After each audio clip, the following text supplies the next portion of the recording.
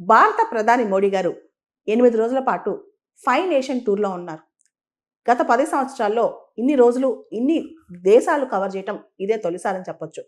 ఇంతకుముందు ప్రధాని ఇండివిడ్యువల్‌గా దేశాల మీద ఎక్కువ ఫోకస్ పెట్టేవాళ్ళు. ఇప్పుడు ఖండాల మీదే మనం చూస్తే లాటిన్ అమెరికా, ఆఫ్రికా ఈ 2 ఖండాల మీద చాలా ఫోకసే పెట్టారు. Ghana, Trinidad and Tobago, Brazil, Argentina, Namibia అంటే ఒక పక్క లాటిన్ అమెరికా, మరో పక్క ఆఫ్రికా మొత్తాన్ని కవర్ చేస్తారు. ఇప్పుడు మోడీ గారు నిన్న ఘనా ఘనాకెళ్లారు. ఇది చారిత్రాత్మక పర్యటన అని చెప్పొచ్చు.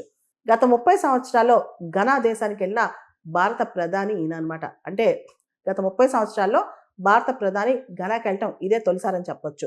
ఆయన ఘనా భూమి మీద అడుగు పెట్టంగానే ఆయనకి భారీ వెల్కమ్ లభించింది. హరే రామ హరే కృష్ణ అనే మంత్రాలతో మోడీ గారిని అక్కడ వెల్కమ్ పలికారు.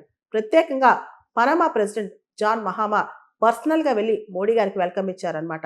ఘనా యొక్క highest civilian award officer of the order of the star of Ghana.